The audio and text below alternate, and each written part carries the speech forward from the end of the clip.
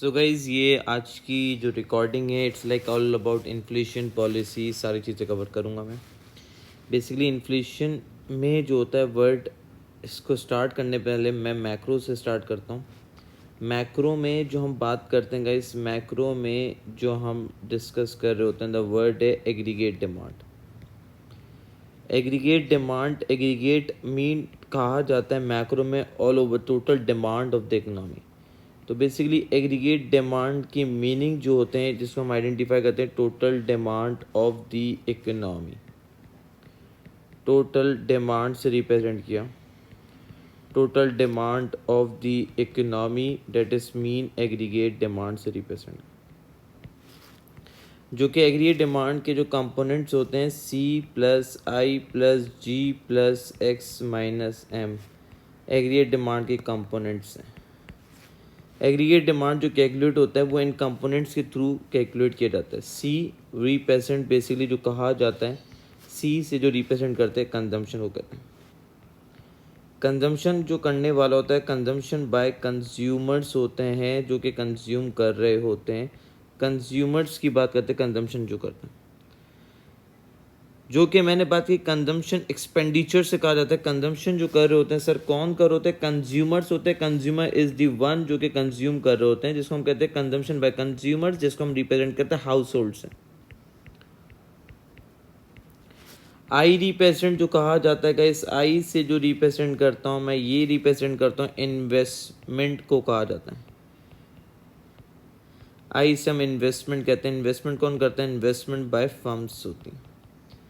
Investment जो करती है कौन करती है? बेसिकली फर्म्स इन्वेस्टमेंट कर रही होती हैं। C represent consumption, I represent investment, G से जो रिप्रेजेंट किया जाता है, जो कहा जाता है, हम कहते हैं गवर्नमेंट एक्सपेंडिचर से कहते हैं। जी रिप्रेजेंट जिसको रिप्रेजेंट करते हैं गवर्नमेंट एक्सपेंडिचर से हम रिप्रेजेंट करते हैं, जिसको जी से रिप्रेजेंट किया जाता है। एक्स माइनस एम, जो कि एक्स माइनस एम, ये कॉन्सेप्ट आता है किस में आता है? मेरे पास बैलेंस ऑफ ट्रेड में आता है। एक्सपोर्ट और इंपोर्ट का जो डिफरेंस होता है डेट इज नोन एज, हम कहते हैं बैलेंस ऑफ ट्रेड कहते हैं। एक्स माइनस एम जो रिप्रेजेंट करता है बैलेंस ऑफ ट्रेड, जो बताता है किसके बारे में? बताता है गाइस गुड्स एंड सर्विसेज के बारे में। बैलेंस ऑफ ट्रेड जो होता है वो गुड्स एंड सर्विसेज के बारे में हमें बताता है। गुड्स एंड सर्विसेज के बारे में बताता है गाइस एक्स माइनस एम, जो कहा जाता है इसको कहते हैं net export, export revenue minus import expenditure, इसको कहते हैं नेट एक्सपोर्ट से रिप्रेजेंट करता है। So aggregate demand is the total demand of the economy, जिसमें कंपोनेंट्स हैं एग्रीगेट डिमांड के। बेसिकली कंपोनेंट्स क्या थे? कंपोनेंट्स जो थे मेरे पास C plus I plus G plus X minus M. C represent consumption, I represent investment, G represent government expenditure, X minus M balance of trade को कहते हैं। ऑब्वियसली बात है, यहाँ पे आइडेंटिफाई कर सकते हैं बैलेंस ऑफ ट्रेड जो है एक्सपोर्ट माइनस इंपोर्ट को कहते हैं। एक्सपोर्ट माइनस इंपोर्ट का जो डिफरेंस होता है इसको रिप्रेजेंट किया जाता है, हम किससे रिप्रेजेंट करते हैं? That represent balance of trade. Export minus import को जो कहा जाता है इसको कहते हैं बैलेंस ऑफ ट्रेड से कहते हैं।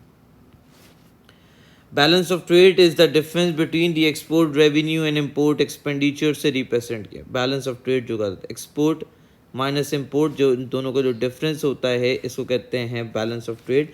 अगर मेरे पास export is greater than import है तो it's mean balance of trade surplus. इसका मतलब क्या है? मेरा बैलेंस ऑफ ट्रेड किस में जा रहा है? सरप्लस में जा रहा है। अगर मैंने बात की import is greater then export है, इसका मतलब क्या है? मेरे पास बैलेंस ऑफ ट्रेड जो है वो किस पे जा रहा है? डेफिसिट पे जा रहा है।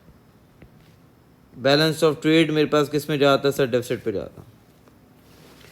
तो हमने यही बात की, बेसिक से कॉन्सेप्ट की बात की। मैंने बात की aggregate demand is the total demand of the economy. C represent consumption, I represent investment, G represent government expenditure, X minus M is represent net export.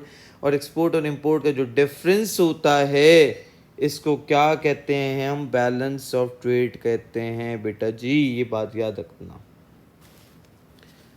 फिर मैंने आपसे एक वर्ड रिप्रेजेंट किया, ये वर्ड लेके आया था, मैंने बात की इन्फ्लेशन। इन्फ्लेशन का वर्ड जब भी आता है, इन्फ्लेशन किसको कहा जाता है, हम रिप्रेजेंट करते हैं, inflation is a persistent.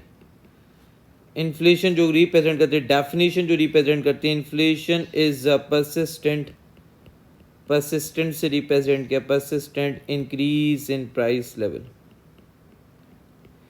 Increase in price level से रिप्रेजेंट किया। Inflation is a persistent increase in price level over a given period of time, over a given period of time से रिप्रेजेंट किया जाता है inflation.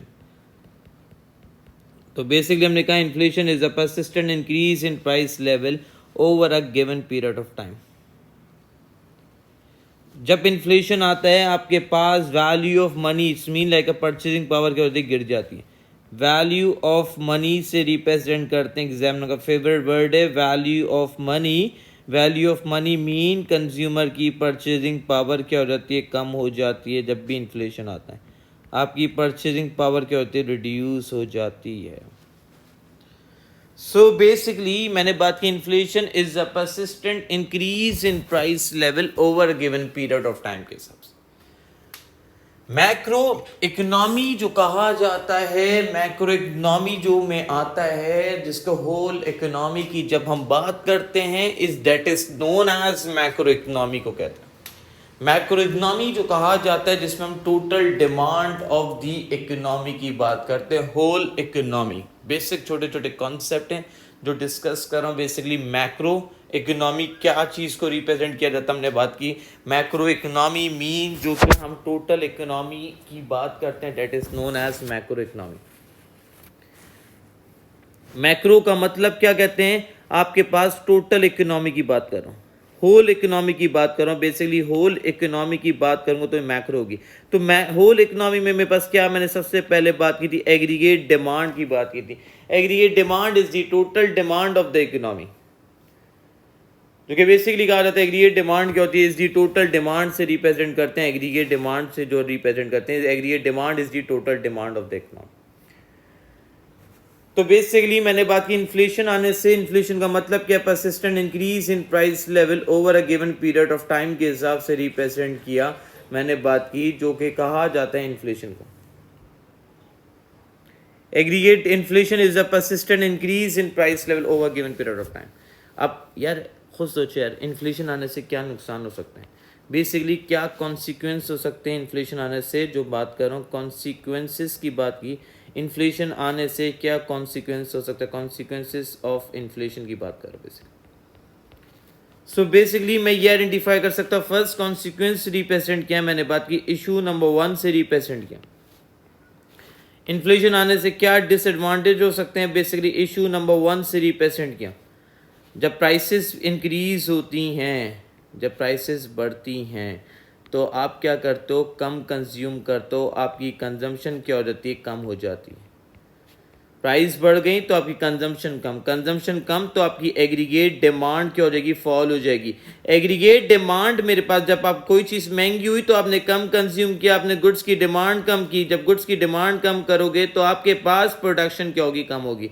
जब production कम होगी तो मैं बोल सकता हूँ डिमांड ऑफ लेबर कम होगा, लेबर की डिमांड कम होगी, क्योंकि लेबर की डिमांड नहीं करेंगे, जो कि क्या क्रिएट करेगी, इन्फ्लेशन आने से सबसे इंपॉर्टेंट डिसएडवांटेज ये होता है, अनएम्प्लॉयमेंट आती है। सो बेसिकली मैंने बात की इन्फ्लेशन आने से क्या आता है गाइस, अनएम्प्लॉयमेंट आती है। इन्फ्लेशन आने से आपके पास अनएम्प्लॉयमेंट क्रिएट होती है। इशू नंबर 2, अगर मैं इशू नंबर 2 से रिप्रेजेंट करूं, यहाँ पे इशू नंबर 2 से हम रिप्रेजेंट करें, इशू नंबर 2 में यह है, मैंने बात की, अगर सपोज करो पाकिस्तान की बात करूं, पाकिस्तान को रिप्रेजेंट करता हूं, कंट्री एक्स से रिप्रेजेंट करता हूं। पाकिस्तान को रिप्रेजेंट किया कंट्री एक्स, जब मेरे पास एक्सपोर्ट की प्राइसेस क्या होंगी, इंक्रीज होंगी। जब इन्फ्लेशन, जब प्राइसेस अपने गुड्स की कंट्री में प्राइसेस बढ़ रही हैं, तो ऑब्वियस सी बात है मेरे पास क्वांटिटी क्या होगी, जो मैं एक्सपोर्ट की प्राइसेस जब बढ़ा था, जो मेरे कंट्री में इन्फ्लेशन था, तो जो कंट्री जो इन्फ्लेशन जब आएगा तो कंट्री अपने एक्सपोर्ट की प्राइसेस को बढ़ाएगा, लेकिन उसकी डिमांड क्या हो जाएगी, क्वांटिटी डिमांड क्या हो जाएगी, फॉल हो जाएगी। क्या नहीं हो जाएगी, क्वांटिटी डिमांड फॉल हो गई, जिसकी वजह से कंट्री का रेवेन्यू क्या होगा, ऑब्वियसली बात है टोटल रेवेन्यू अफेक्टेड होगा इन्फ्लेशन आने से। एक्सपोर्ट की प्राइस बढ़ी, डिमांड कम हुई और टोटल रेवेन्यू अफेक्टेड हो रहा है। और यहां पे मैं ये बोल सकता हूं इंपोर्ट की प्राइसेस क्या हो जाएंगी, कम हो जाएंगी। इंपोर्ट की प्राइसेस क्या हो जाएंगी, कम हो जाएंगी। इंपोर्ट की प्राइसेस क्या हो जाएंगी, मैंने बात की, कम हो जाएंगी। जब इंपोर्ट की प्राइस कम हुई तो ऑब्वियस सी बात है, यहां पे आइडेंटिफाई करूं क्वांटिटी डिमांड जो है, क्वांटिटी डिमांड की बात की, क्वांटिटी डिमांड से रिप्रेजेंट किया, वो क्या हो जाएगी, इंक्रीज हो जाएगी ऑफ इंपोर्टेड गुड्स। जहां पे आपका एक्सपेंडिचर क्या हो जाएगा, टोटल एक्सपेंडिचर क्या हो जाएगा, बढ़ जाएगा। जब आपका टोटल एक्सपेंडिचर ज़्यादा है, टोटल रेवेन्यू कम है, तो ये अच्छी बात है, बुरी बात है। जब आपका टोटल एक्सपेंडिचर बढ़ जाएगा, जब टोटल एक्सपेंडिचर ज़्यादा है, टोटल रेवेन्यू कम है, it's mean like a balance of trade क्या होगा, डेफिसिट पे जाएगा। इट्स मीन लाइक आपका बैलेंस ऑफ ट्रेड जो है, मैंने बात की, डेफिसिट पे जाएगा। बैलेंस ऑफ ट्रेड मेरे पास कहाँ पे जाएगा गाइस, मैंने बात की, डेफिसिट पे जाएगा। तो इश्यू नंबर 1 मैंने बात की, प्राइसेस बढ़ने से अनएम्प्लॉयमेंट आती है। इन्फ्लेशन आने से आपकी कंट्री में क्या क्रिएट करती है, मैंने ये बोला, अनएम्प्लॉयमेंट आती है। इन्फ्लेशन आने से आपका बैलेंस ऑफ ट्रेड क्या होता है, डेफिसिट पे जाता है। इश्यू नंबर 3 की बात करें, ये मैंने बात की थी, इश्यू नंबर 3 की बात करता हूँ बेटा। एक इशू नंबर 3 जो डिस्कस करता हूँ, जो वर्ड है मेरे पास, क्या है, मेरी रियल इनकम। इशू नंबर 3 से मैं आइडेंटिफाई कर रहा हूँ आपके पास कौन सी इनकम की बात कर रहा हूँ, मैंने बात की रियल इनकम। रियल इनकम का फॉर्मूला होता है, याद रखना, रियल इनकम का फॉर्मूला है, मैंने बात की, real income is equals to nominal income, nominal income minus inflation. Real income का फॉर्मूला है नॉमिनल इनकम माइनस क्या, इन्फ्लेशन। हमेशा याद रखना कि एमसीक्यूज़ में पूछे रियल इनकम कौन सी इनकम होती है, मैंने बात की रियल इनकम वो है, मैंने बात की विद जो कि adjusted with the inflation. Income ये वो इनकम है, income adjusted with inflation. Inflation के बाद जो इनकम होती है उसको कहते हैं रियल इनकम कहते हैं। नॉमिनल इनकम कौन सी इनकम होती है गाइस, हम ये बात करते हैं नॉमिनल इनकम कौन सी इनकम होती है। नॉमिनल इनकम कहते हैं after adjusted with the inflation. After adjusted मैंने बात की, एडजस्टेड विद इन्फ्लेशन जिसको कहते हैं नॉमिनल इनकम से रिप्रेजेंट करते हैं। सो बेसिकली अगर मैं ये आपसे बात करूं बेटा जी, मेरे पास मेरी नॉमिनल इनकम सपोज करो 10% है और इन्फ्लेशन है 5%, तो अच्छी बात है, बुरी बात है। तो इसका मतलब मेरी रियल इनकम किस पर होगी, पॉजिटिव में होगी। लेकिन जब मैंने बात की मेरी रियल इनकम वही 10% है, एग्जाम्पल थी, मैंने बात की एग्जाम्पल नंबर 1 से बात की थी, अगर मेरी रियल इनकम जो है 10%, नॉमिनल इनकम 10% है, इन्फ्लेशन 5%, तो बुरी बात नहीं है। लेकिन एग्जाम्पल नंबर 2 में मैं बात करता हूँ मेरी जो नॉमिनल इनकम है 10%, इन्फ्लेशन जो है वो कितने परसेंट है, 15% का है, तो ये बुरी बात है। मेरे पास ओवरऑल क्या होगा, मेरे पास इन्फ्लेशन जो होगा वो नेगेटिव में रहेगा। इसका मतलब मेरी रियल इनकम कम हो रही है। तो गाइस मैं बोल सकता हूँ, यहाँ पे लिख सकता हूँ, if nominal income, if nominal से रिप्रेजेंट किया, नॉमिनल इनकम से बात कर रहा हूँ, nominal income is greater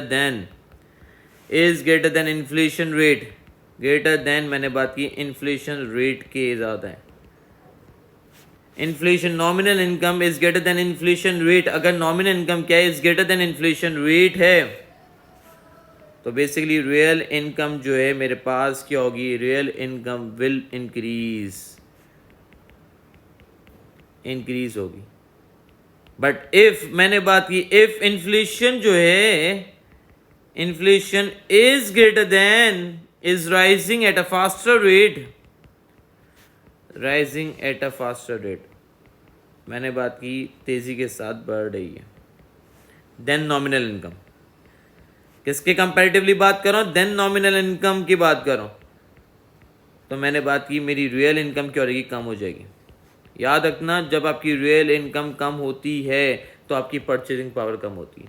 real income का कम होना तो आपकी परचेजिंग पावर क्या होगी, गिरेगी, खरीदने की कुव्वत कम हो जाएगी। परचेजिंग पावर जब कम होगी तो आपका स्टैंडर्ड ऑफ लिविंग क्या होगा, ख़राब होगा।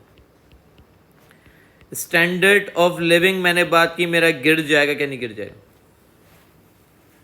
सो गाइज मैंने ये बात की, यहाँ पे आइडेंटिफाई किया प्राइसेस के बढ़ने की वजह से अनएम्प्लॉयमेंट आती है, प्राइसेस के बढ़ने की वजह से बैलेंस ऑफ ट्रेड डेफिसिट होता है, प्राइसेस की बढ़ने की वजह से अगर आपकी नॉमिनल इनकम जो है वो कम है, इन्फ्लेशन ज़्यादा है, तो आपकी रियल इनकम कम होती है, जिसकी वजह से आपकी परचेजिंग पावर कम होती है, आपका जीने का तरीका ख़राब होता है। सो गाइज नेक्स्ट जो बात करते हैं, मैंने बात की इसी तरह ये रियल इनकम की बात की, इशू नंबर मैंने बात की, इशू नंबर ये कौन सा था, 3 था मेरे पास इशू नंबर, ये इशू नंबर 3 था। इशू नंबर 4 की बात करते हैं, कॉन्सिक्वेंस की बात करें, इशू नंबर 4 है इन्फ्लेशन का। सो गाइस मैंने बात की पेंशन अर्नर की बात की, जो कि पेंशन जो है मैंने बात की जो अर्नर जो हर महीने जिसकी पेंशन अर्नर्स होते हैं, मैंने बात की उनकी हर महीने फिक्स होती है। मैं बोल सकता हूँ फिक्स अमाउंट जो है वो रिसीव कर होते हैं, फिक्स अमाउंट रिसीव्ड हो रही होती है, रिसीव्ड होते बाय मोस्टली मैंने बात की रिटायर्ड इंडिविजुअल, जितने भी रिटायर्ड होते हैं इंडिविजुअल होते हैं वो मोस्टली क्या करते हैं, फिक्स अमाउंट रिसीव कर होते हैं। एंड इफ प्राइस जो है मैंने बात की, इफ प्राइस जो है वो क्या हो रही थी, मैंने बात की इज इंक्रीजिंग, प्राइस जो बढ़ रही थी एट फास्टर रेट, प्राइसेस तेजी के साथ बढ़ रही थी,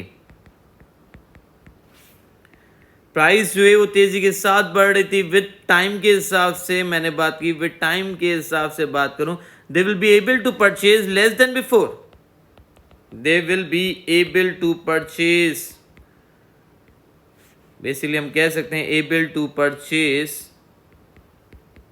परचेज जो करेंगे वो क्या करेंगे, लेस देन बिफोर। बेटा हमेशा यह लगना लेस देन बिफोर का मतलब ये मैंने बात की, अगर आपकी फिक्स इनकम अर्नर है, आप हर महीने आपकी फिक्स आ रही है, ऑब्वियसली बात आप सफ़र करोगे। जैसे मैं एग्जांपल देता हूँ, मेरे एक अंकल थे, उनकी जो इनकम थी वो क्या थी, हर महीने पेंशन आती थी 20,000, तो ही ढूंढ चीज़ें महंगी होती जाती, तो उनके लिए सर्वाइव करना मुश्किल है। उनके पास फिर अदर सोर्स ऑफ इनकम होनी चाहिए, जिसको हम कहते हैं पेंशन अर्नर्स से हम आइडेंटिफाई करते हैं गाइस, जिसको हम आइडेंटिफाई किया था पेंशन अर्नर्स से रिप्रेजेंट किया था। Next issue number 4, issue number 5, issue number 5 से रिप्रेजेंट, इशू नंबर 5 क्या रिप्रेजेंट करता है, यहाँ पे इशू नंबर 5 जो रिप्रेजेंट करता है, यहाँ पे क्या रिप्रेजेंट किया, रियल इंटरेस्ट रेट, यहाँ पे आइडेंटिफाई करता हूं रियल इंटरेस्ट रेट से रिप्रेजेंट किया। रियल इंटरेस्ट रेट इसका फॉर्मूला क्या है, मैंने बात की नॉमिनल जो रेट होता है इससे मैं माइनस करता हूं, क्या माइनस करता हूं, इन्फ्लेशन को, नॉमिनल रेट माइनस करता हूं इन्फ्लेशन से। सो बेसिकली यहाँ पे आइडेंटिफाई कर सकता हूँ गाइज, मैंने बात की मेरे पास रियल इंटरेस्ट रेट के तब +5% था, कब होगा, जब मेरे पास नॉमिनल रेट था 10% और इन्फ्लेशन था 5%, तो ये अच्छी बात है। लेकिन मेरे पास अगर मैंने बात की मेरे पास नॉमिनल रेट जो है 10% है और इन्फ्लेशन है 15%, तो इसका मतलब मेरा रियल इंटरेस्ट रेट माइनस में जाएगा 5%। मैंने बात की यहाँ पर आइडेंटिफाई कर, इफ बैंक जो है ऑफर करता है interest rate greater than inflation, interest rate ज्यादा ऑफर करता है ग्रेटर देन इन्फ्लेशन से, सो मैं बोल सकता हूं इन रियल टर्म में, तो जिसकी वजह से मैंने बात की वैल्यू ऑफ मनी जो है वो क्या हो सकती है, मैंने बात की bank offer interest rate greater than inflation, in real term में तो वैल्यू ऑफ मनी क्या हो सकती है, प्रोटेक्टेड हो सकती है, वैल्यू ऑफ मनी क्या हो सकती है, प्रोटेक्ट हो सकती है। लेकिन बेसिकली मैंने बात की, अगर मैंने बात की यहाँ पे ये पॉइंट को बात करता हूँ गाइस, मैंने बात की इधर ये बात करता हूँ, इफ मैंने बात की इंटरेस्ट रेट जो है वो क्या है, मैंने बात की नॉमिनल रेट, मैंने बात की इफ इंटरेस्ट रेट जो है is less than inflation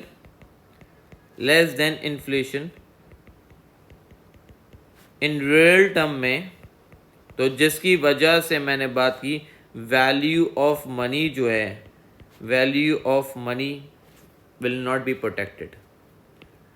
Of money will not be protected. Value of money protect नहीं होगी। तो ऑब्वियस सी बात है, आपकी वैल्यू ऑफ मनी जब कम होगी तो इसका मतलब डी वैल्यू होना आपकी करेंसी। सो गाइस, नेक्स्ट जो बात करता हूं, इशू नंबर 6 की बात करता हूं। इशू नंबर 6 से रिप्रेजेंट करता हूं इशू नंबर 6।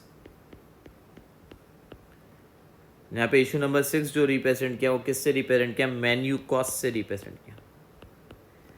मेन्यू कॉस्ट जो होती है वो कौन सी कॉस्ट होती है? जिसको हम कहते हैं प्रिंटिंग कॉस्ट को कहा जाता है मेन्यू कॉस्ट।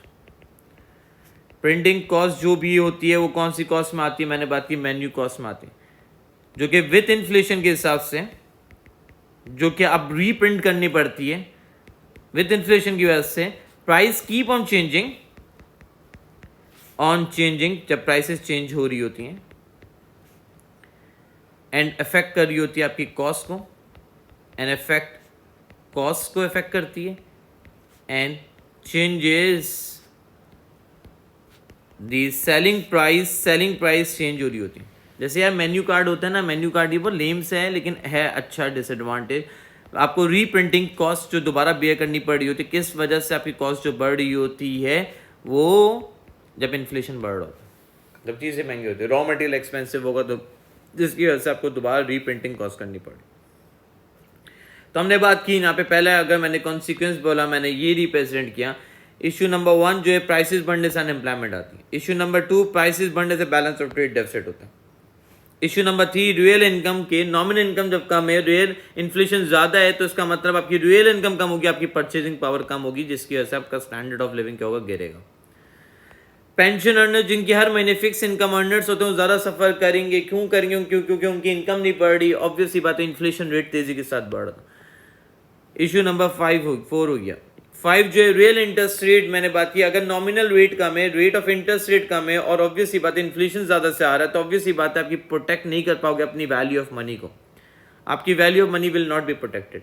मेन्यू कॉस्ट जो होती है आपकी, जब रीप्रिंटिंग कर रहे हो तो आप मेन्यूज जो है आपकी, तो आपकी कॉस्ट क्या होती है? चेंजेस हो रही होती है। फिर मेरे पास जो कॉस्ट आती है, जिसको इशू नंबर 7 से रिप्रेजेंट करो, इसको कहा जाता है शू लेदर कॉस्ट। शू लेदर कॉस्ट से रिप्रेजेंट किया। शू लेदर कॉस्ट क्या होता है? जब मैंने बात की इंडिविजुअल जो है,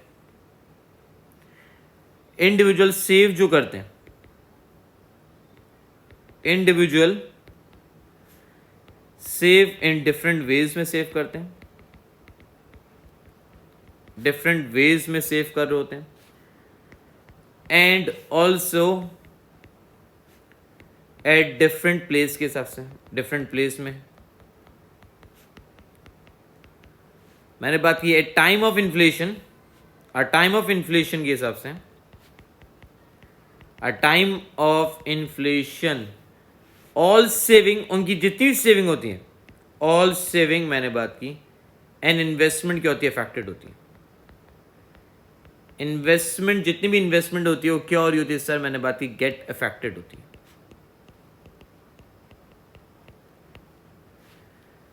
So, to gather them back, मैंने बात की बैक, उनको री इन्वेस्ट करना पड़ता है, एंड री इन्वेस्ट करते हैं it in accordance to inflation के हिसाब से।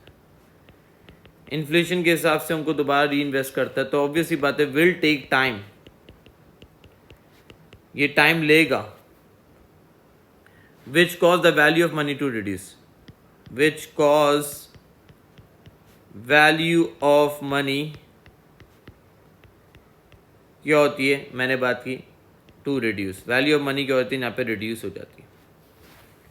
तो बेसिकली शू लेदर कॉस्ट जो है मैंने बात की, जो कि लोग जो हैं, ऑब्वियसली बात है टाइम ऑफ इन्फ्लेशन उनकी इन्वेस्टमेंट और सेविंग चेंज होती है, उसके अकॉर्डिंगली उनको इन्वेस्टमेंट करनी पड़ रही होती है, जिसको कहते हैं, हम कहते हैं ऑब्वियसली बात है शू लेदर कॉस्ट कहते हैं। ये इशू नंबर कौन सा था? मैंने बात की 7 था। तो इशू लेदर कॉस्ट आपकी सेविंग और इन्वेस्टमेंट चेंज होती है with the time of the inflation के हिसाब से। मेन्यू कॉस्ट आपको रीप्रिंटिंग करने होते हैं मेन्यूज, क्योंकि आपकी सेलिंग प्राइस चेंज हो जाती है इन्फ्लेशन के हिसाब से। गाइस जो नेक्स्ट जो है मेरे पास जो हम आइडेंटिफाई करते हैं जो कि सबसे इंपॉर्टेंट है, फॉरेक्स के नाम से कहते हैं। फॉरेक्स अनदर कॉन्सिक्वेंस है ऑफ द फॉरेक्स, जिसको हम कहते हैं इशू नंबर 8 से रिप्रेजेंट करता हूं। Issue number 8, forex mean foreign exchange market. Forex का मतलब क्या होता है, जिसको हम कहते हैं फॉरेन एक्सचेंज मार्केट से रिप्रेजेंट करते हैं। फॉरेन एक्सचेंज मार्केट से रिप्रेजेंट करते हैं। Forex mean foreign exchange market से कहते हैं। ये वो ऑर्गेनाइजेशन है जहां पे वन करेंसी एक्सचेंज होती है in term of another currency. मैंने बात की करेंसी एक्सचेंज होती है in term of another currency. In term of another currency, एक करेंसी एक्सचेंज होती है in term of another currency, जिसको कहते हैं फॉरेक्स के नाम से।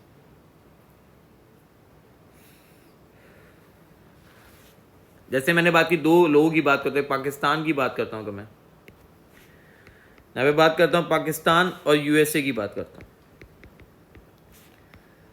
पाकिस्तान की बात की और यूएसए की बात की। पाकिस्तान की जो करेंसी है वो किस में करेंसी है, मैंने बात की रुपीस में।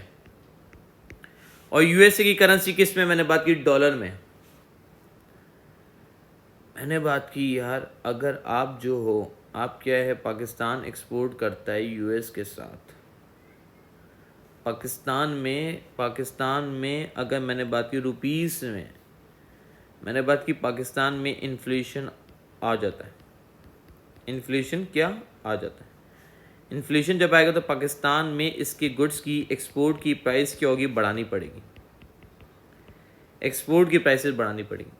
इसकी वजह से इंपोर्ट की प्राइसेस क्या होंगी, कम होंगी। ऑब्वियसली बात है, पाकिस्तान में गुड्स महंगे हो गए हैं और अपने गुड्स महंगे हो गए क्योंकि इन्फ्लेशन आया। तो इसका मतलब पाकिस्तान में बेसिकली जब एक्सपोर्ट महंगा होगा तो इसका रेवेन्यू क्या होगा, कम होगा। और इंपोर्ट जब सस्ता होगा तो इसका मतलब इसका एक्सपेंडिचर क्या होगा, बढ़ेगा, क्योंकि ये बाहर से गुड्स मंगवाना है। जब एक्सपोर्ट, ऑब्वियसली बात है, रेवेन्यू कम है तो इसका मतलब इसकी करेंसी की डिमांड ऑफ रुपीस क्या, रेवेन्यू कम जनरेट हो, डिमांड ऑफ रुपीस क्या हो जाएगी, गिर जाएगी। इसका मतलब क्या है, मेरा एक्सपेंडिचर बढ़ रहा है तो इसका मतलब सप्लाई ऑफ रुपीस क्या हो जाएगा, इंक्रीज हो जाएगी। जिसकी वजह से हम कहते हैं when ever a demand of currency fall, जब डिमांड, मैंने बात की ऑफ रुपीस जब गिरेगी, ऑफ रुपीस गिरेगी, तो मैं बोल सकता हूँ सप्लाई ऑफ रुपीस जब बढ़ेंगी, सप्लाई ऑफ रुपीस जब बढ़ेगी तो इसका मतलब क्या है, मेरी वैल्यू ऑफ करेंसी गिरेगी। जब मेरी वैल्यू ऑफ करेंसी गिरेगी तो इसको कहा जाता है डेप्रिसिएशन से कहा जाता है। मेरी करेंसी क्या होगी, डेप्रिशिएट होगी।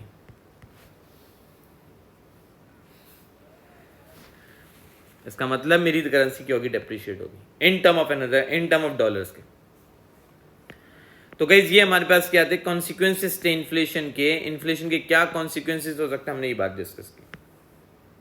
इसके बाद जो है हम जो बात करते हैं कॉजेस क्या हो सकते हैं इन्फ्लेशन के, यहाँ पे रिप्रेजेंट करते हैं कॉजेस जो हैं। हेडिंग डालता हूं कॉजेस ऑफ इन्फ्लेशन। कॉजेस जो होते हैं मेरे पास, 3 कॉजेस होते हैं बेटा। एक होता है कॉज जिसको कहा जाता है डिमांड पुल इन्फ्लेशन के नाम से रिप्रेजेंट करते हैं। डिमांड पुल इन्फ्लेशन होता है एक कॉज जिसको रिप्रेजेंट किया। सेकंड जो कॉज होता है जिसको हम आइडेंटिफाई करते हैं कॉज पुश इन्फ्लेशन से रिप्रेजेंट किया।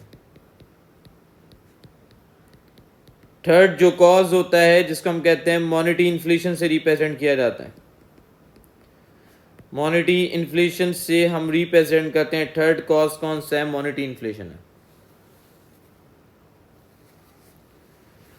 तो डिमांड पुल इन्फ्लेशन जो होता है, basically demand pull inflation causes में मैंने बात की। सबसे पहले डिमांड पुल इन्फ्लेशन की बात करते हैं। यहाँ पे आइडेंटिफाई किया, पहला कॉज जो डिस्कस करता हूं मैंने बात की demand pull inflation. Demand pull inflation बेटा एक अल्फाज मेरा याद रखना बच्चों, जब मेरे पास एग्रीगेट डिमांड बढ़ जाए, जब मेरी एग्रीगेट डिमांड बढ़ जाए जिसकी वजह से इन्फ्लेशन आएगा।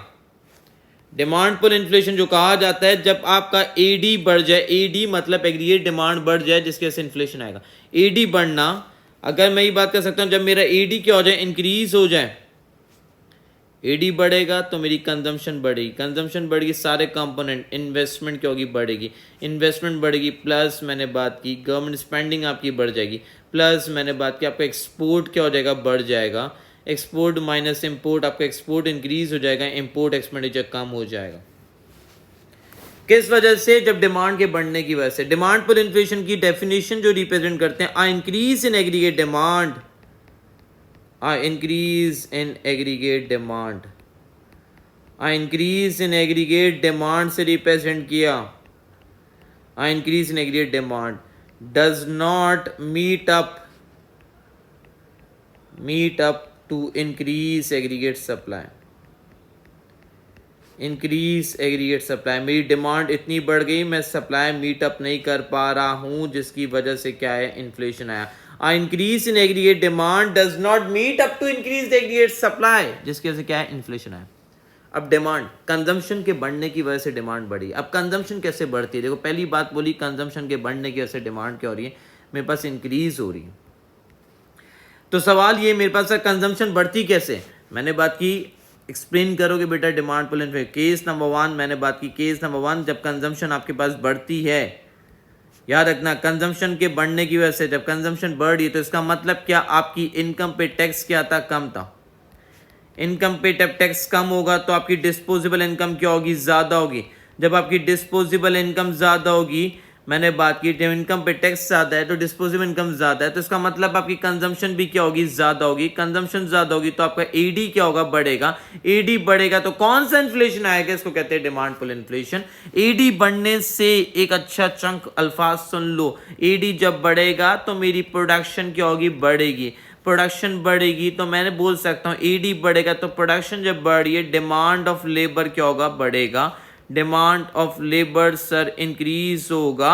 जब एडी बढ़ेगा तो मेरे पास एम्प्लॉयमेंट क्रिएट होगी, एम्प्लॉयमेंट लेवल क्या होगा, बढ़ेगा। तो मैं बोल सकता हूं जब मेरे पास प्रोडक्शन बढ़ रही है तो इसका मतलब मैं आउटपुट क्या कर रहा हूं, ज्यादा बना रहा था। जब मेरे पास डिमांड ऑफ लेबर बढ़ी तो इसका मतलब मेरी इनकम क्या हो रही है गाइस, मैं बोल सकता हूं इंक्रीज होगी। जब मैंने बात की एम्प्लॉयमेंट लेवल क्रिएट हो रहा है, जब एम्प्लॉयमेंट बढ़ रही है तो ऑब्वियस सी बात है जब एम्प्लॉयमेंट का इंक्रीज होना है, तीनों चीजें जब बढ़ती हैं, इसको हम जो कहते हैं, इसको कहा जाता है मल्टीप्लायर इफेक्ट कहते हैं। जब मेरे पास याद रखना कंजम्पशन एडी जब बढ़ता है, इनकम, आउटपुट, एम्प्लॉयमेंट जब तीनों चीजें बढ़ती हैं तो इसको कहा जाता है, हम कहते हैं मल्टीप्लायर इफेक्ट से रिप्रेजेंट करता हूं। मेरे पास मल्टी का मतलब क्या, आपके पास तीनों चीजों का बढ़ना, इनकम, आउटपुट और एम्प्लॉयमेंट का बढ़ना। केस नंबर 2, एग्रीगेट डिमांड किस वजह से बढ़ती है, मैंने बात की इनकम टैक्स कम होने की वजह से। दूसरी बात क्या है, एग्रीगेट डिमांड किस वजह से बढ़ती है, केस नंबर 2 की बात करूं, यहां पे केस नंबर 2 की बात की, इन्वेस्टमेंट, आई लिखा हुआ है तो आई मतलब इन्वेस्टमेंट बढ़ना। इन्वेस्टमेंट जो है आपके पास किस वजह से बढ़ती है, जब आपकी गवर्नमेंट आपसे कम इंटरेस्ट रेट चार्ज करे। जब मैंने बात की इंटरेस्ट रेट कम चार्ज करेगी तो ऑब्वियसली बात है किसके ऊपर इफेक्ट आता है, इंटरेस्ट रेट का दो बंदों पे इफेक्ट आता है, एक आता है सेवर्स और एक होता है, कौन होता है, बोरोअर्स होते हैं। सेवर्स क्या करेंगे, मैंने बात की सेविंग कम करेंगे, ज्यादा करेंगे, इंटरेस्ट रेट कम है तो सेविंग क्या करेंगे, कम करेंगे, स्पेंड ज्यादा करने लग जाएंगे। स्पेंड जब ज्यादा करेंगे तो कंजम्पशन बढ़ जाएगी। जब कंजम्पशन बढ़ेगी तो ऑब्वियस सी बात है मेरा एडी बढ़ेगा। एडी बढ़ जाएगा क्या, नहीं बढ़ जाएगा, तो इसकी वजह से इन्फ्लेशन आएगा, जो कहा जाता है डिमांड पुल इन्फ्लेशन। बोरोअर्स क्या करेंगे, बोरो ज्यादा करेंगे, क्योंकि बोरो ज्यादा इसलिए करेंगे क्योंकि कॉस्ट ऑफ बोरिंग जो है मेरे पास क्या हो गई, कम हो गई है। कॉस्ट ऑफ बोरिंग जब कम है तो मेरे पास बेसिकली मैं बोल सकता हूं मेरी इन्वेस्टमेंट क्या होगी, इंक्रीज होगी, क्या नहीं होगी। केस नंबर 3, एडी जो बढ़ता है किस वजह से, मैंने बात की केस नंबर 3 में गवर्नमेंट स्पेंडिंग की वजह से। जब गवर्नमेंट आवाम पे ज्यादा स्पेंड करेगी यहाँ पे ये रिप्रेजेंट किया जाता है जब गवर्नमेंट अवाम पे ज्यादा स्पेंडिंग कर रही है। मैंने एग्जांपल दी, स्पेंडिंग किस पे कर रही है, स्पेंड जो कर रही थी, स्पेंडिंग ऑन इंफ्रास्ट्रक्चर पे जब स्पेंड कर रही थी, ऑन इंफ्रास्ट्रक्चर की बात की, लाइक सब्सिडीज वगैरह, तो जिसकी वजह से मेरा एडी क्या होगा, लोग क्या करेंगे, उस चीज को कंज्यूम ज्यादा करेंगे। जब कंज्यूम ज्यादा करेंगे तो मेरा एडी क्या होगा, इंक्रीज होगा क्या नहीं होगा। केस नंबर 4, केस नंबर यहाँ पे आइडेंटिफाई किया, 4 से रिप्रेजेंट करता हूँ गाइस। मेरे पास एक्सपोर्ट रेवेन्यू क्या होता है, इंक्रीज होता है। जब एक्सपोर्ट रेवेन्यू बढ़ रहा है मेरे पास, तो इसका मतलब एक्सपोर्ट की प्राइसेस क्या हो रही हैं, कम हो रही हैं। तो quantity demand of export goods क्या हो रही है, एक्सपोर्ट की प्राइसेस क्या हो रही थी, कम हो रही थी। एक्सपोर्ट की प्राइसेस कम होंगी तो क्वांटिटी डिमांड क्या होगी, इंक्रीज होगी। कौन से गुड्स की, एक्सपोर्टेड गुड्स की, जिसकी वजह से आपका एक्सपोर्ट का रेवेन्यू क्या हो रहा था, इंक्रीज हुआ क्या नहीं हुआ। केस नंबर 5, सारे कंपोनेंट सी प्लस आई आपके सामने, मैंने सारे component C consumption, investment, government spending, export और लास्ट इंपोर्ट। केस नंबर यहां पर आइडेंटिफाई किया 5। इंपोर्ट क्या होंगे, एक्सपोर्ट बढ़ेगा, इंपोर्ट कम होगा। इंपोर्ट एक्सपेंडिचर जब कम होगा तो मेरे पास गुड्स की डिमांड क्या होगी, इंक्रीज होगी। इंपोर्ट एक्सपेंडिचर मीन आपके इंपोर्ट की प्राइसेस, इंपोर्टेड गुड्स पे टैक्स लग गया। मैंने बात की यहाँ पे इंपोर्ट का एक्सपेंडिचर कब होगा, जब गवर्नमेंट क्या लगाएगी, टैक्स लगाएगी। क्या लगाएगी, टैरिफ लगाएगी। जब टैरिफ लगाएगी तो ऑब्वियस सी बात है इंपोर्टेड गुड्स की डिमांड क्या हो जाएगी, फॉल हो जाएगी। इंपोर्टेड गुड्स की डिमांड क्या हो जाएगी, फॉल हो जाएगी। जब इंपोर्टेड गुड्स की डिमांड फॉल होगी तो ऑब्वियस सी बात है, क्योंकि इंपोर्ट की प्राइसेस क्या हो गई थी सर, इंक्रीज हो गई थी। जब भी इंपोर्टेड गुड्स की डिमांड क्या हो गई थी, फॉल, इंपोर्ट की प्राइस बढ़ गई थी। जब भी क्वांटिटी डिमांड क्या हो गई, मेरे पास कम हो गई, जिसकी वजह से मेरा टोटल एक्सपेंडिचर क्या हो रहा है, कम हो रहा है। पूरी जस्टिफाई किया मैंने सारी चीजों को। तो हमेशा याद रखना मल्टीप्लायर इफेक्ट कब आता है, जब मेरे पास एक्चुअल में जब एग्रीगेट डिमांड बढ़ जाती है। एक डायग्राम है, लिंक करोगे तो बहुत अच्छी बात है। मैंने बात की जब एक्चुअल में आपके पास एग्रीगेट डिमांड इंक्रीज हो जाती है, आपका एक्चुअल में एग्रीगेट डिमांड इंक्रीज होती है, जो कि क्या क्रिएट करती है, मल्टीप्लायर इफेक्ट क्रिएट करती है, क्या नहीं क्रिएट। जब एक्चुअल में आपकी एग्रीगेट डिमांड बढ़ती है, जो कि क्या क्रिएट करती है, जिसको कहा जाता है मल्टीप्लायर इफेक्ट का कहा जाता है। तो बेसिकली एक्चुअल एंड पोटेंशियल जो है मेरे पास, मैंने बात की जब मेरे पास एक्चुअल में एग्रीगेट डिमांड का इंक्रीज होना, जो कि क्या क्रिएट करती है, मल्टीप्लायर इफेक्ट क्रिएट करती है शॉर्ट टर्म में। तो मैं बोल सकता हूं, यहाँ पे आइडेंटिफाई कर सकता हूं, मैंने बात की शॉर्ट टर्म में क्या क्रिएट करेगी, मल्टीप्लायर इफेक्ट क्रिएट करेगी। क्योंकि शॉर्ट टर्म में जब मेरे पास एडी जब बढ़ेगा तो ऑब्वियस सी बात है मल्टीप्लायर इफेक्ट आएगा। तो लिख सकता हूं शॉर्ट रन में, शॉर्ट रन में जब मेरा एडी बढ़ता है तो वो क्या क्रिएट करती है सर, मल्टीप्लायर इफेक्ट क्रिएट करती है। मल्टीप्लायर इफेक्ट क्या होता है, जो कि इकोनॉमी के लिए बहुत अच्छा इंपैक्ट लेके आता है, क्या नहीं आता। जब मेरे पास शॉर्ट टर्म में एडी बढ़ता है तो गाइस वो क्या क्रिएट करेगी, मल्टीप्लायर इफेक्ट क्रिएट करेगी, क्या नहीं क्रिएट करेगी। लॉन्ग रन की बात करूं भाई, अब देखो यार आपके सामने एक डायग्राम बनाते हैं। आपके सामने मैंने एक डायग्राम रिप्रेजेंट करता हूं, यहाँ पे ये आइडेंटिफाई करता हूँ गाइस, मैंने आपके सामने 2 एक्सिस ड्रॉ किए हैं। देखो शॉर्ट टर्म में जो डायग्राम बनती है, हम जो बना सकते हैं, एग्जामिनर बोलता है ये डायग्राम भी बनाओ। आपका दिल करे तो आप ये डायग्राम भी बना सकते हो। शॉर्ट टर्म में जब मेरे पास एडी है, मेरे पास एग्रीगेट डिमांड एग्रीगेट सप्लाई से रिप्रेजेंट किया, ये आइडेंटिफाई करता हूँ मेरे पास ये एग्रीगेट डिमांड और ये एग्रीगेट सप्लाई, ये प्राइस लेवल से रिप्रेजेंट किया, ये रियल इनकम से रिप्रेजेंट किया। यहाँ पे आइडेंटिफाई करता हूँ रियल इनकम से रिप्रेजेंट करता हूँ, एडी से रिप्रेजेंट किया, ये एग्रीगेट सप्लाई से रिप्रेजेंट किया। यहाँ पे किस से रिप्रेजेंट किया, प्राइस लेवल से रिप्रेजेंट किया। जब मेरे पास एग्रीगेट डिमांड क्या हुई है सर, शिफ्ट हुई है। एग्रीगेट डिमांड जब शिफ्ट हुई है, मैंने बात की हुई है एग्रीगेट डिमांड, तो प्राइसेस बढ़ रही हैं लेकिन मेरी रियल इनकम भी बढ़ रही। तो जब भी हम ये कहते हैं शॉर्ट टर्म में मल्टीप्लाई इफेक्ट लेके आती है, प्राइसेस बढ़ रही हैं, तो मैंने बात की शॉर्ट टर्म में मेरे पास क्या आता है, मल्टीप्लायर इफेक्ट लेके आती है। जब मेरे पास एग्रीगेट डिमांड क्या होती है, इंक्रीज होती है। जब एग्रीगेट डिमांड बढ़ती है तो शॉर्ट टर्म में क्या क्रिएट करती है, मल्टीप्लायर इफेक्ट क्रिएट करती है। लेकिन लॉन्ग रन में मैंने बात की, यहाँ पे आइडेंटिफाई किया, दोबारा वाई एक्सिस पे प्राइसेस से रिप्रेजेंट किया, इधर रिप्रेजेंट किया और रियल इनकम से रिप्रेजेंट किया एक्स एक्सिस पे। देखोगे बेटा ये डायग्राम जो है इंपॉर्टेंट डायग्राम है। देखो आपके सामने मैंने बात की, ये मैंने बात की सप्लाई की लाइन है, ये मेरे पास येलो से मार्क कर रहा हूँ, ये सप्लाई की लाइन है। आपके सामने मेरे पास अभी भी मेरे पास क्या ये एग्रीगेट डिमांड से ड्रॉ किया, मेरे पास क्या एडी है, प्राइसेस में कोई चेंज नहीं आया क्योंकि मेरे पास रियल इनकम थी। एक्चुअल में मेरे पास एग्रीगेट डिमांड क्या थी, ये थी। तो इसका मतलब मेरे पास प्राइसेस इंक्रीज नहीं हुई हैं। प्राइसेस मैंने बात की, प्राइसेस में नो चेंज। जब प्राइसेस में नो चेंज कब आएगा, जब मेरे पास क्या होंगी, परफेक्ट रिसोर्सेस होंगी।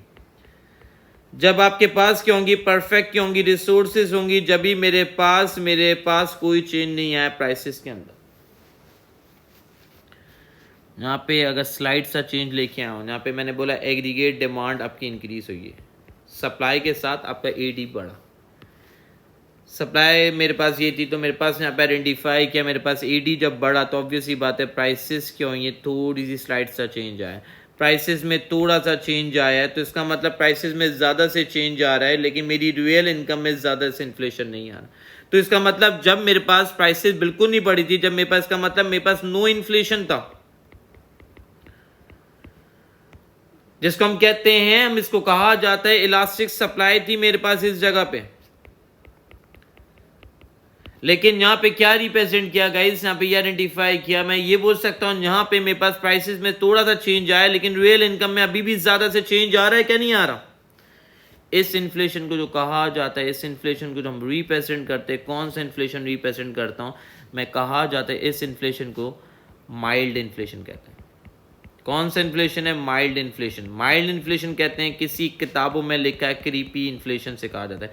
क्रीपी इन्फ्लेशन, माइल्ड इन्फ्लेशन का मतलब है प्राइसेस बढ़ती हैं आस्ता आस्ता। मैंने बात की gradually increase in price level, increase in price level, prices में कम से चेंज आया है मेरे पास, जिसको कहा जाता है माइल्ड इन्फ्लेशन। यहाँ पे अगर मैं ये आइडेंटिफाई करता हूँ गाइस, मैंने बात की मेरे पास जब ये कौन सी सप्लाई थी, मैंने बात की इलास्टिक सप्लाई थी। इलास्टिक सप्लाई में प्राइसेस में कम से चेंज आया, लेकिन मेरे पास रियल इनकम में ज्यादा से चेंज आया। यहाँ पे ये रिप्रेजेंट करता हूँ, मेरे पास एग्रीगेट डिमांड और बढ़ी, एग्रीगेट डिमांड इंक्रीज हुई। एग्रीगेट डिमांड बढ़ी तो यहाँ पे मेरे पास देखो मेरी रियल इनकम में ज्यादा से चेंज, रियल इनकम में ज्यादा से चेंज नहीं आ रहा, अब प्राइसेस में ज्यादा से चेंज आ गया। ये इन्फ्लेशन बुरा है क्या, नहीं है, हाँ ये बुरा इन्फ्लेशन। इस इन्फ्लेशन को जो कहा जाता है गाइस, इस इन्फ्लेशन को कहते हैं सप्रेस इन्फ्लेशन के नाम से कहते हैं। क्यों इस इन्फ्लेशन को कहा जाता है सप्रेस इन्फ्लेशन से कहा जाता है, इसका मतलब क्या है, मैंने बात की प्रोड्यूसर के पास अब क्या है, कम रिसोर्सेस हैं। मैंने बात की, इसको अंग्रेजी में लिख सकता हूं, प्रोड्यूसर जो है, प्रोड्यूसर हैज, मैंने बात की हैज लेस रिसोर्सेस, रिसोर्सेस हैं, रिसोर्सेस क्या हो रही है, खत्म होती जा रही हैं अब, टू फुलफिल कंज्यूमर की डिमांड करने के लिए, टू फुलफिल करने के लिए क्या चीज, कंज्यूमर की डिमांड को,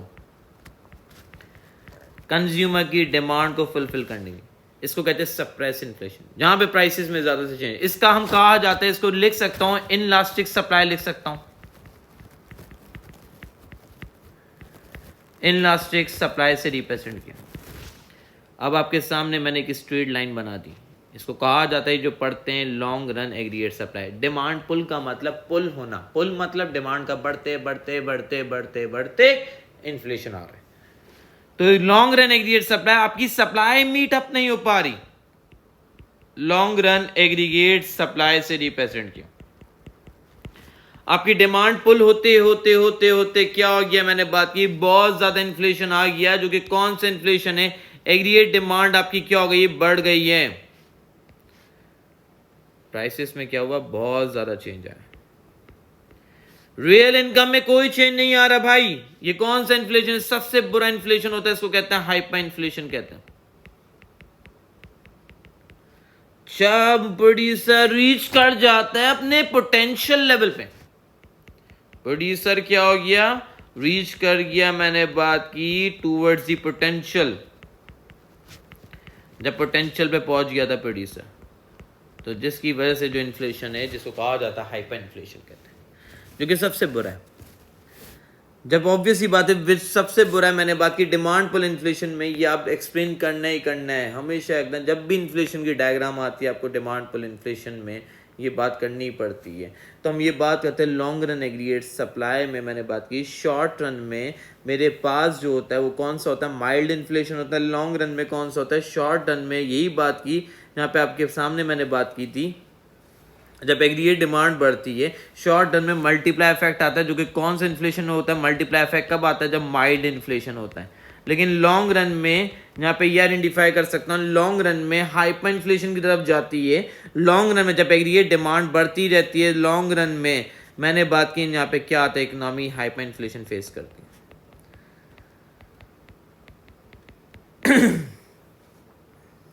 तो मैंने बात की ऑब्वियस ही बात है, लॉन्ग रन में हाइपर इन्फ्लेशन की तरफ जब चले आती है, जो कि बहुत हार्मफुल है।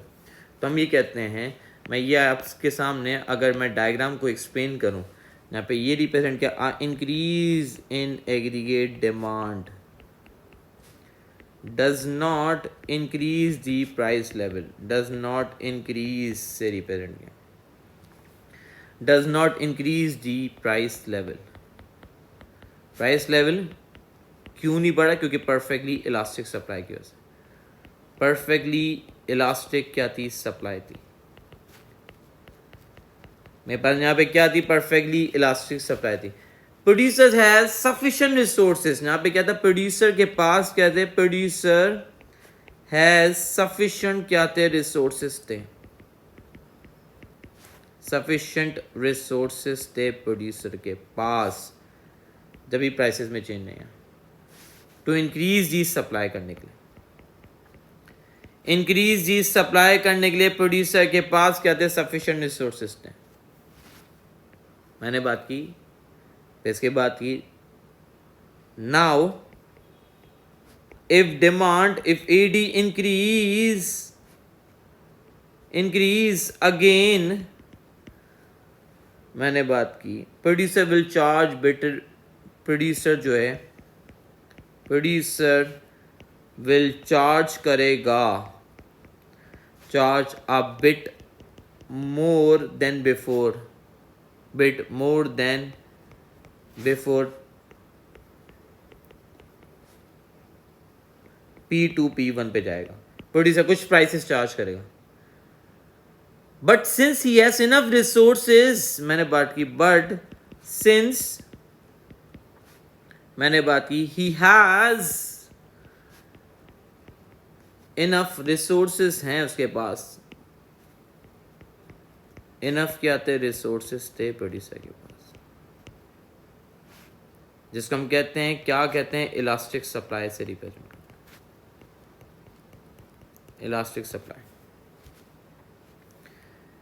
तो मैंने बात की गाइस, यहाँ पे नेक्स्ट जो पैराग्राफ की डिस्कस करते हैं, मैंने बात की, देयरफॉर अगेन एडी इंक्रीजेस, जब दोबारा एडी बढ़ेगा, again AD increases, producer has, producer के पास क्या हैज लेस रिसोर्सेस, प्रोड्यूसर के पास क्या है, कम रिसोर्सेस है। टू फुलफिल करने के लिए, टू फुलफिल कंज्यूमर की demand, consumer increase in demand, जिसको हम कहा जाता है, हम कहते हैं इनलास्टिक सप्लाई से रिप्रेजेंट करते हैं।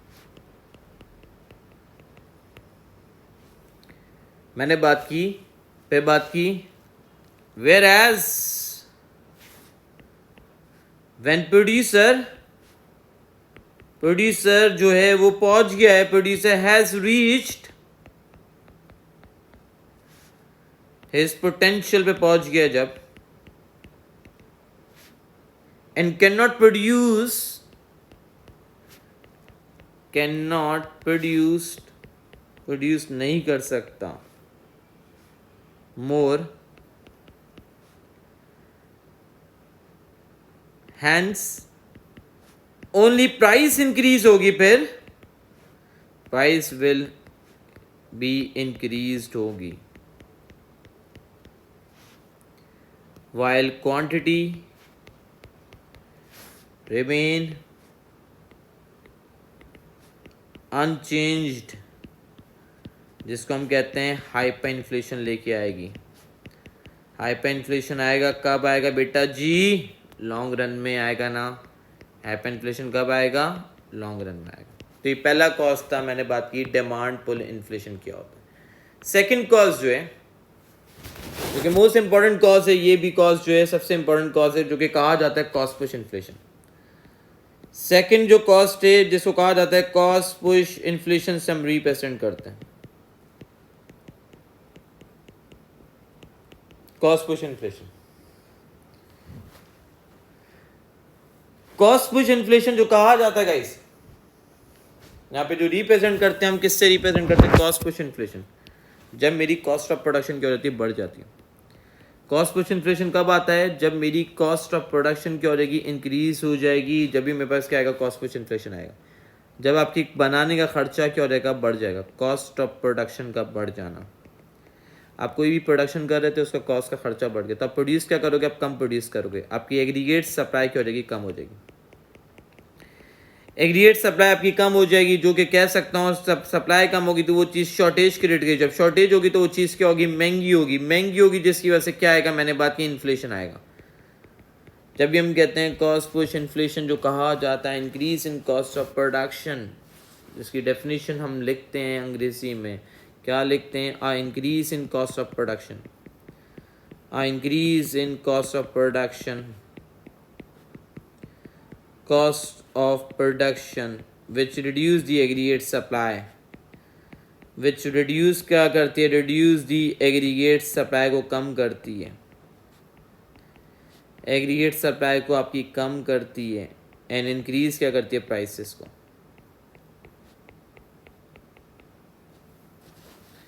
सो बेसिकली यहाँ पे ये आइडेंटिफाई करते हैं, इसको कहते हैं कॉस्ट पुश इन्फ्लेशन से कहते हैं। जहाँ पे अगर मैं बात करूँ, यहाँ पे मैं डायग्रामेटिकल चलूँगा, इस मैंने दो एक्सिस बनाए, ये एग्रीगेट डिमांड, एग्रीगेट सप्लाई। तो एग्रीगेट सप्लाई क्या होती है मेरे पास? यहाँ पे कम होती है जब कॉस्ट पुश इन्फ्लेशन आता है। जब कॉस्ट पुश इन्फ्लेशन आता है तो मेरे पास एग्रीगेट सप्लाई क्या होती है गाइस? हम सब जानते हैं मेरे पास एग्रीगेट सप्लाई क्या होगी? कम होगी। ये ऑब्वियस ही बात है, मेरे पास नेशनल इनकम, ये इक्विलिब्रियम था। मेरी एग्रीगेट सप्लाई ये एडी है, ये इक्विलिब्रियम पॉइंट से था, तो मेरी एग्रीगेट सप्लाई शिफ्ट हो गई। कहाँ पे शिफ्ट हो गई? लेफ्टवर्ड की तरफ शिफ्ट हो गई। जब एग्रीगेट सप्लाई शिफ्ट होगी लेफ्ट की तरफ तो मेरे पास प्राइसेस क्या होंगी? इंक्रीज हो जाएंगे। प्राइस इंक्रीज होंगे,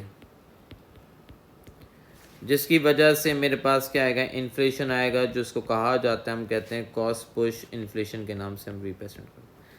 जब कॉस्ट ऑफ प्रोडक्शन बढ़ जाती है तो आपकी सप्लाई क्या होती है? कम हो जाती है, जो कि क्या क्रिएट करती है? मैंने बात की इन्फ्लेशन क्रिएट करती है। कौन सा इन्फ्लेशन क्रिएट करती है? जिसको कहा जाता है कॉस्ट पुश इन्फ्लेशन से कहते हैं। जब कॉस्ट ऑफ प्रोडक्शन का बढ़ना, तो प्रोड्यूसर आपके पास क्या करेगा? कम प्रोड्यूस करेगा, ज्यादा प्रोड्यूस करेगा। प्रोड्यूसर ऑटोमेटिकली कम प्रोड्यूस करेगा, क्योंकि प्रोड्यूसर का खर्चा क्या हो गया? बढ़ गया। जब प्रोड्यूसर का खर्चा बढ़ जाएगा तो ऑब्वियस ही बात है प्रोड्यूसर क्या करेगा? कम प्रोड्यूस करेगा। तो गाइज मैं ये बात कर सकता हूं, जब कॉस्ट ऑफ प्रोडक्शन जब बढ़ जाती है, आपकी सप्लाई कम हो जाती है। किस वजह से? कॉस्ट किस वजह से बढ़ती है? रीजन क्या है? मैंने बात की, जब इनडायरेक्ट टैक्सेस लगेगा, जब हमारे पास क्या लगेंगे? इनडायरेक्ट टैक्स लगेंगे। जब आपके पास क्या लगेगी? मिनिमम वेज लगेगी। मिनिमम वेज लगेगी। जब आपके पास, मैंने बात की रेंट की बात करूं, वेजेस की बात करूं, मैं बोल सकता हूं इंटरेस्ट की बात करूं, सब चीज़ें क्या हो जाएं? बढ़ जाएं। जब इंपोर्टेड गुड्स महंगे हो जाएंगे तो आपकी कॉस्ट क्या हो जाएगी? बढ़ जाएगी, इंपोर्टेड इन्फ्लेशन की वजह से। एक प्रोसेस कहा जाता है जिसको कहते हैं वेज स्पायरल प्रोसेस, की वजह से कॉस्ट ऑफ प्रोडक्शन क्या होती है? बढ़ जाती है। तो हमारे दो हम जानते हैं, जब टैक्स लगेगा तो ऑब्वियसली बात है मिनिमम वेजेस मीन, जब वर्कर को हाई वेजेस मिल रही होंगी तो आपकी खर्चा क्या होगा? बढ़ेगा। अगर हम रीजन प्रॉपर, पहले रीजन डिस्कस करते हैं इंपोर्टेड इन्फ्लेशन। यहाँ पे आइडेंटिफाई कर सकता हूँ। पहला रीज़न मैंने डिस्कस किया है, इम्पोर्टेड इन्फ्लेशन से रिप्रेजेंट किया। Imported inflation cost push inflation में आता है, जिसको कहा जाता है इम्पोर्टेड इन्फ्लेशन से रिप्रेजेंट होता है। इम्पोर्टेड इन्फ्लेशन क्या होता है गाइस? यहाँ पे जैसे मैं आपके सामने बात करता हूँ, एक कंट्री है पाकिस्तान है, मैंने एक कंट्री को रिप्रेजेंट किया, पाकिस्तान से रिप्रेजेंट किया। एक कंट्री है यूएसए,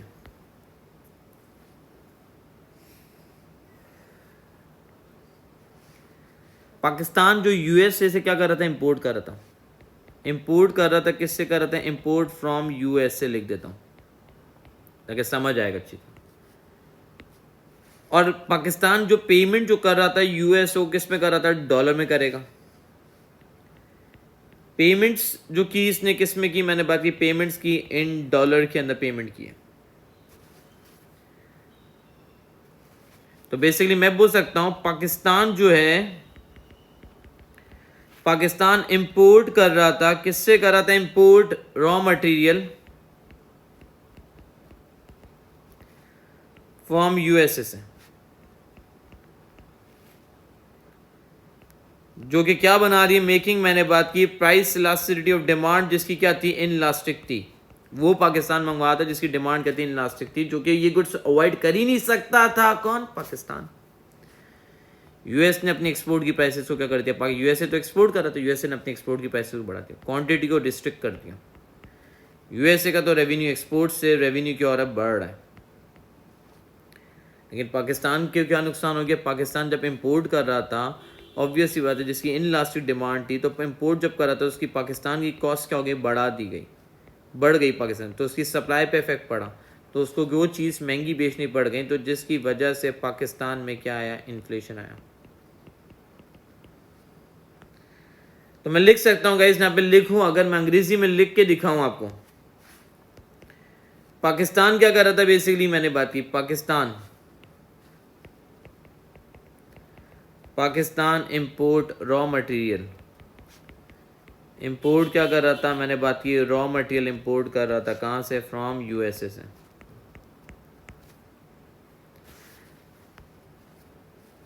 विच मेक, मैंने बात की, जो कि क्या बना रही है गाइस? यहाँ पे ये आइडेंटिफाई कर सकता हूँ, जो बेसिकली कहते हैं which make price elasticity of demand जो है वो क्या है? लेसर देन 1 है। इन दिस सिचुएशन, इस सिचुएशन में यूएसए ने क्या किया? फेस किया। कैसे? Inflation, face inflation.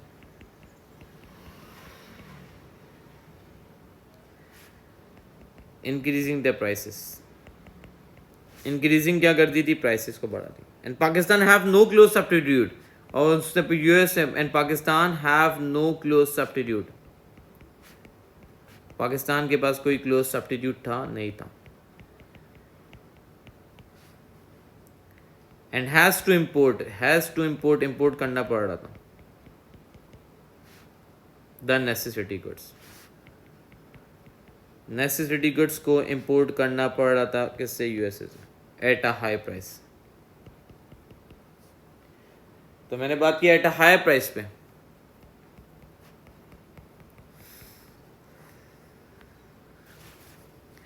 Date increasing the cost of production, that increasing cost को बढ़ा रहा है, और ऑब्वियसली बात है सप्लाई क्या होगी? कम होगी, और प्राइसेस क्या होंगी? इंक्रीज होंगी, क्या नहीं होगी?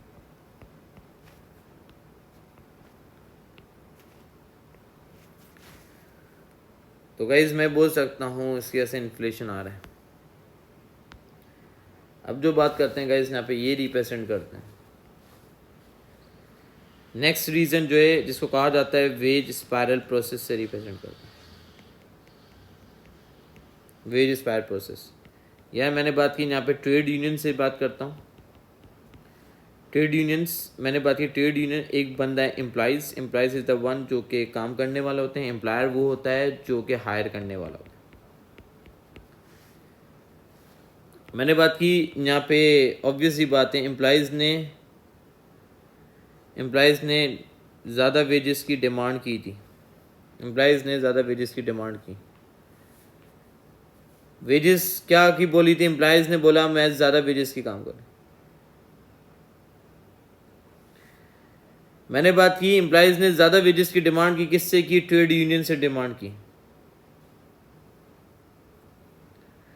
तो basically demand for wages increase करने के लिए की थी।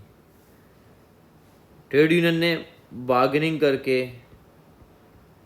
बार्गेनिंग निगोशिएशन करके और प्रोटेक्ट की थी rights of the workers, protect the rights of workers. Trade union का काम है राइट्स ऑफ वर्कर्स की प्रोटेक्ट करना।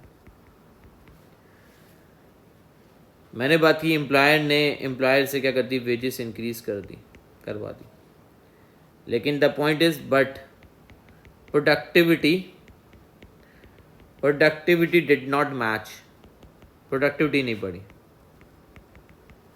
प्रोडक्टिविटी डिड नॉट मैच, तो जिसकी वजह से एम्प्लॉय की कॉस्ट क्या हुई, बढ़ी। एम्प्लॉय की कॉस्ट जब बढ़ी तो सप्लाई पे इफेक्ट पड़ा, तो प्राइसेस क्या करनी पड़ गई, उसको बढ़ानी पड़ गई, क्योंकि क्या क्रिएट करेगा वो, इन्फ्लेशन क्रिएट करेगा क्या नहीं क्रिएट करेगा। तो इसकी वजह से मैंने बात की वर्कर्स की यहाँ पे आइडेंटिफाई कर सकता हूँ। वर्कर्स की जो रियल इनकम है वो दोबारा फॉलो होनी चाहिए। मैंने बात की वर्कर्स की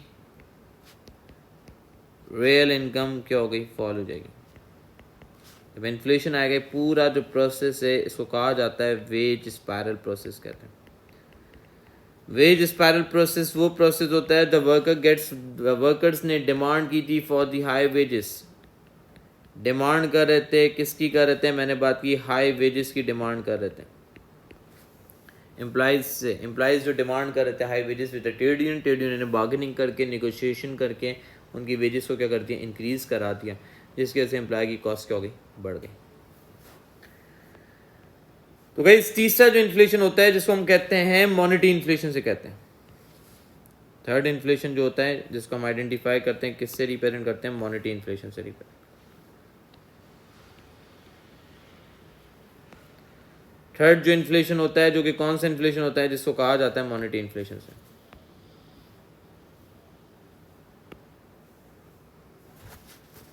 यहाँ पे तीसरा जो इन्फ्लेशन है, जो ऑब्वियस ही बात है, मैंने बात की, इसको कहा मॉनेटरी इन्फ्लेशन से रिप्रेजेंट किया।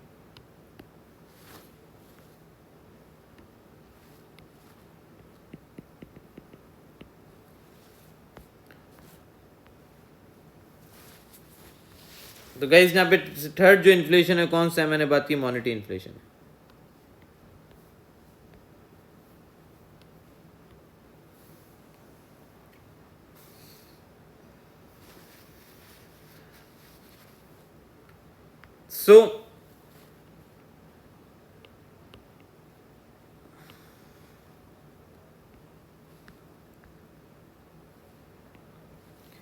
तो ये डिस्कस करते हैं हम।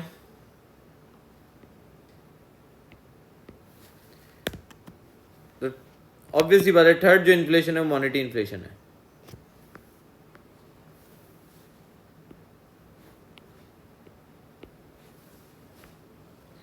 यहां पे क्या आइडेंटिफाई करता हूं, मॉनेटरी इन्फ्लेशन जो होता है,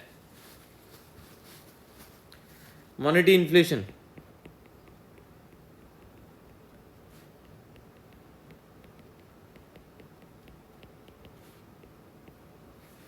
या मॉनेटरी इन्फ्लेशन होता है जब आपके प्राइसेस क्या होती हैं, बढ़ती हैं। प्राइस क्या हो गई, इंक्रीज हुई है। प्राइस इंक्रीज किस वजह से, ड्यू टू आर चेंजेस, मैंने बात की इन इंटरेस्ट रेट की वजह से। मॉनेटरी मीन जो कहा जाता है मनी की डिमांड को कहते हैं। जो मनी की जो डिमांड होती है वो किसके ऊपर डिपेंड होती है, मैंने बात की इंटरेस्ट रेट के ऊपर। इंटरेस्ट रेट मनी सप्लाई करने वाला कौन होता है, मनी जो सप्लाई कर रहा होता है कौन कर रहा होता है, मैंने बात की मनी सप्लाई मीन्स जिसको कहते हैं circulation of money. Circulation of money से रिप्रेजेंट करते हैं, जिसको कहा जाता है मनी सप्लाई से। और मनी सप्लाई जो करता है कौन करता है, हमेशा याद रखना बेटा, बैंक करता है। कौन सा बैंक करता है? जिसको कहते हैं सेंट्रल बैंक करता है मनी सप्लाई। सेंट्रल बैंक वो होता है जिसको हम कहते हैं जो कि पब्लिक सेक्टर से ओन होता है, ये बैंक, जो कि कहते हैं गवर्नमेंट ओन करती है बैंक। मैंने बात की जो ऑब्वियसली बात है गवर्नमेंट करती है, जिसको कहा जाता है लेंडर ऑफ लास्ट रिजॉर्ट कहा जाता है, state bank of Pakistan. Lender of last resort से रिप्रेजेंट करते हैं सेंट्रल बैंक। मैंने बात की जो कि ऑब्वियसली बात है मनी सप्लाई जो करती है वो किस फॉर्म में मनी सप्लाई करती है। मैंने बात की सप्लाई जो करती है सेंट्रल बैंक किस फॉर्म में करती है, ये हम जानते हैं नोट्स के फॉर्म में करती है, कॉइन्स के फॉर्म में करती है, रिजर्व के फॉर्म में करती है, रिजर्व के फॉर्म में करती है, गोल्ड के फॉर्म में करती है, मॉनेटरी पॉलिसी के फॉर्म में करती है, इंटरेस्ट रेट के फॉर्म में मनी सप्लाई करती है। जो मनी सप्लाई जो करता है मैंने बात की ऐसे होता है। सेंट्रल बैंक का हमेशा याद रखना, सेंट्रल बैंक का हमेशा टारगेट होता है, सेंट्रल बैंक का हमेशा क्या होता है? टारगेट होता है। मैं लिख सकता हूं यहाँ पे सेंट्रल बैंक का विल ऑलवेज, मैंने बात की डिजायर करती है, desire to keep money supply को क्या रखे? स्टेबल रखे so that less fluctuation occur, ताकि ज़्यादा फ्लक्चुएशन ना हो। बट इट डिपेंड किसके ऊपर होता है? It depend on economic condition के ऊपर। सारी चीज़ें डिपेंड किसके ऊपर होती है? इकोनॉमिक कंडीशन के ऊपर। तो हमने ये बात की मनी की डिमांड करता है कौन है? ऑब्वियसली बात है इंटरेस्ट रेट के ऊपर डिपेंड होता है। मनी सप्लाई जो करता है कौन करता है? सेंट्रल बैंक करता है। देखो हमेशा ये याद रखना, जब इकोनॉमी फेस करती है रिसेशन में, जब हम ये मॉनेटरी पॉलिसी यूज़ करते हैं, मॉनेटरी इन्फ्लेशन जब रिसेशन की तरफ है, इसका मतलब है मैंने बात की इसके रिसेशन में कब होता है? जब एम टू, मैंने बात की ब्रिंग मल्टीप्लायर इफेक्ट लेके आना। तो बेसिकली जब रिसेशन में होगी तो उस टाइम पे इंटरेस्ट रेट क्या करेगी? मैंने बात की कम होगा, तो स्पेंडिंग क्या होगी? बढ़ेगी। स्पेंडिंग बढ़ेगी, मैंने बात की ऑब्वियसली बात है इंटरेस्ट रेट जब कम है तो स्पेंडिंग बढ़ेगी, और लोग क्या करेंगे? सेव। पहले मैं बात कर सकता हूँ, सिंपल सी बात करूँ, सेविंग क्या करेंगे? जब इंटरेस्ट रेट कम है तो सेविंग क्या करेंगे? लोग क्या करेंगे? कम करेंगे, स्पेंडिंग ज़्यादा करेंगे। स्पेंडिंग ज़्यादा करेंगे जिसके वजह से कंजम्पशन बढ़ेगी, तो मेरा एडी क्या होगा? इंक्रीज होगा। बोरिंग जो होगी मेरे पास क्या होगी? मैंने यहाँ पर आइडेंटिफाई किया, बोरिंग जो होगी वो क्या होगी? इंक्रीज होगी। जब बोरिंग इंक्रीज होगी तो इस mean like cost of loan क्या है? कम है, जिसकी वजह से मेरी इन्वेस्टमेंट क्या होगी? इंक्रीज होगी। तो हमेशा याद रखना है इंटरेस्ट रेट और इन्वेस्टमेंट का जो रिलेशनशिप है वो कौन सा है? इनवर्स रिलेशनशिप होता है।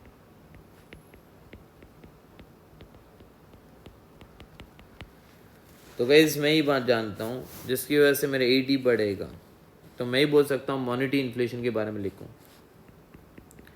मॉनेटरी इन्फ्लेशन कब आता है?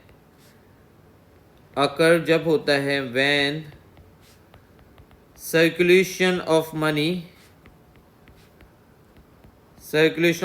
इंक्रीजेस, इसमें हम कहते हैं money supply. This is done by central bank through government intervention से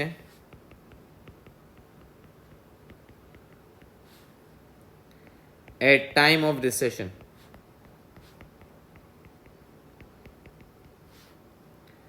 the central bank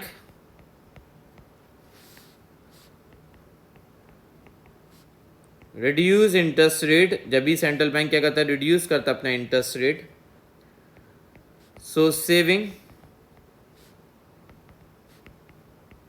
is reduced boring and spending क्या होती है? Boring and spending is increased, which increase क्या करेगी?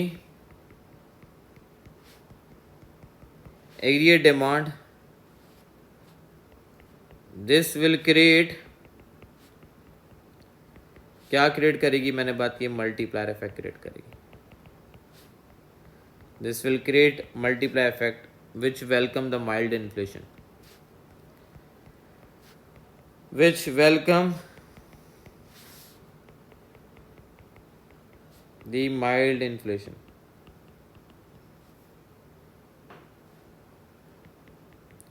Which is desirable है, but if this continue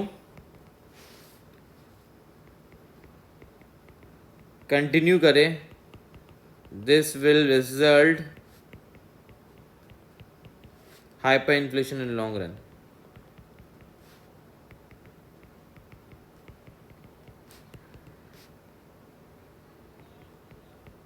तो long run में क्या आ सकता है? हाइपरइन्फ्लेशन। तो गाइस मैंने ही बात की, ये बात कर रहा था आपसे, जो कि मैं ये रिप्रेजेंट करता हूँ गाइस, यहाँ पे ये आइडेंटिफाई किया मेरे पास रिसेशन में इंटरेस्ट रेट कम किया जाता है ताकि सेविंग बढ़े, स्पोरिंग सेविंग कम हो, स्पेंड ज़्यादा हो, कंजम्पशन बढ़े, एडी बढ़े जब रिसेशन होता है, एडी को बढ़ाने के लिए। लेकिन शॉर्ट रन में अच्छी बात है, लेकिन लॉन्ग रन में हाइपर इन्फ्लेशन लेके आ सकता है। इंटरेस्ट रेट और इन्वेस्टमेंट का रिलेशनशिप कौन सा होता है? इन्वर्स रिलेशनशिप होता है। मॉनेटरी इन्फ्लेशन, मनी सप्लाई करने वाला कौन होता है? सेंट्रल बैंक होता है, जो कि मनी सप्लाई करता है। ये मॉनेटरी इन्फ्लेशन था। कॉस्ट पुश इन्फ्लेशन जो होता है, एक होता है वेज स्पाइरल प्रोसेस की वजह से आते हैं, और बेसिकली ट्रेड यूनियन का पार्ट भी आता है जिसकी वजह से हमारे पास cost push inflation, imported inflation की वजह से कॉस्ट पुश इन्फ्लेशन आता है। तो कॉस्ट पुश इन्फ्लेशन भी होता है जब कॉस्ट ऑफ प्रोडक्शन बढ़ जाती है, आप इतना प्रोड्यूस नहीं कर पाते, जो कि शॉर्टेज क्रिएट करता है, जो कि कॉस्ट पुश इन्फ्लेशन क्रिएट करता है। शॉर्ट टर्म में demand pull inflation, short run में मल्टीप्लाई इफेक्ट आता है। लॉन्ग रन में क्या आता है? मैंने बात किया हाइपर, शॉर्ट रन में मल्टीप्लाई इफेक्ट, लॉन्ग रन में हाइपर इन्फ्लेशन आता है गाइस। तो गाइस ये था, हमने पढ़ा इन्फ्लेशन के क्या कॉन्सिक्वेंसेस हो सकते हैं, क्या causes of inflation. Thank you so much, आप लोगों को आई होप से समझ आया होगा।